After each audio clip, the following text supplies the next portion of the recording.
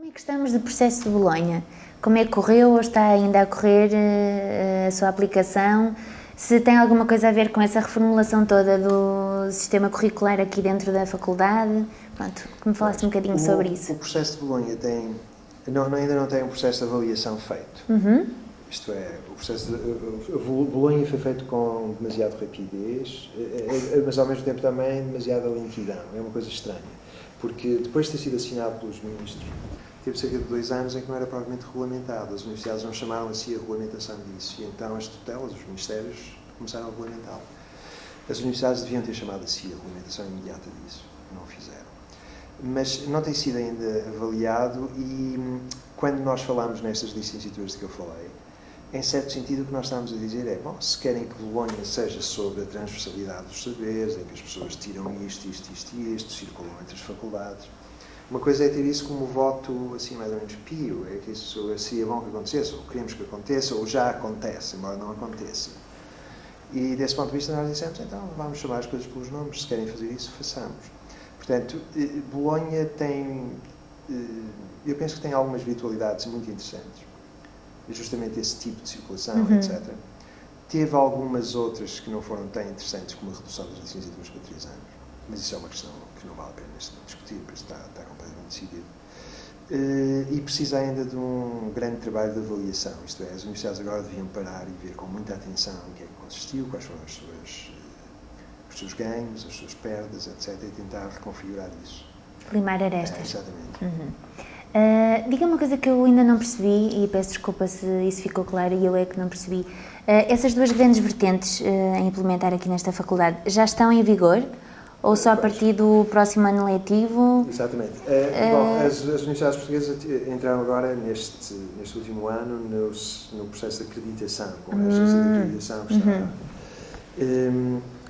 Nós tivemos que submeter isto, este processo de acreditação, como aliás tivemos de submeter todos os cursos existentes. Ainda está em análise. Exatamente. Um deles já está aprovado, o outro ainda está em análise, mas nós esperamos que isto seja feito. Que seja Pronto, está bem. Eu é que não tinha percebido bem claro. E não gosto de cometer incorreções. Não, eu está é bem. que se calhar devia ter já. Não, está a explicar perfeitamente. Agora, próxima pergunta. Façamos de conta que eu sou uma aluna 12º e estou farta de ouvir as notícias nos jornais de que letras não têm saída, como outras áreas não têm saída.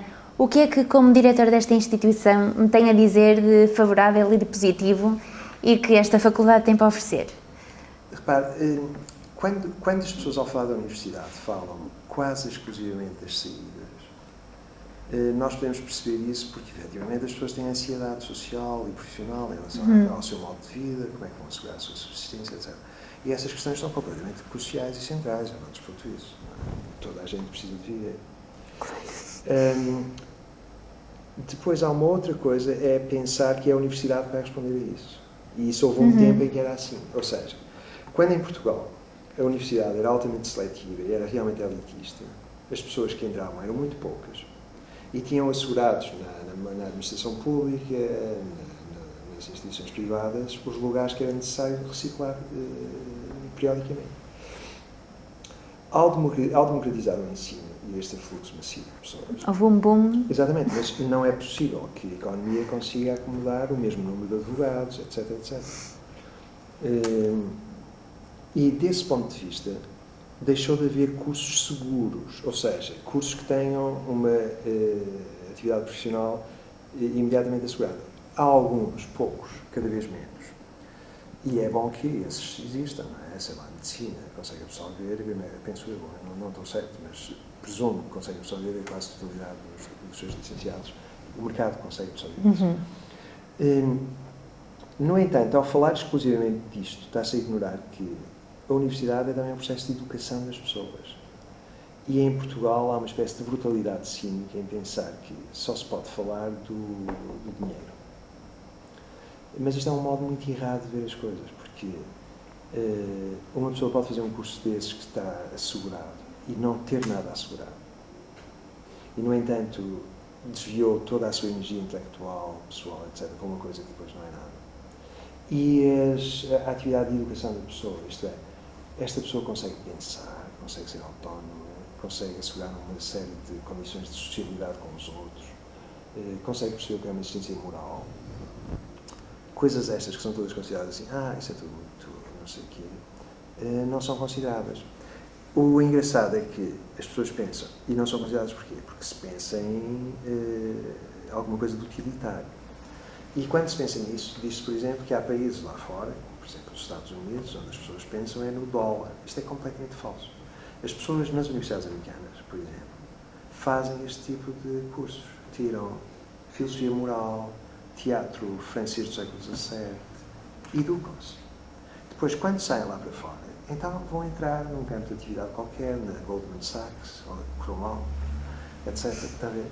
E as pessoas que vão para a Goldman Sachs fizeram literatura espanhola. Cá não sabem. As pessoas que se candidatam à Goldman Sachs fizeram literatura espanhola, major.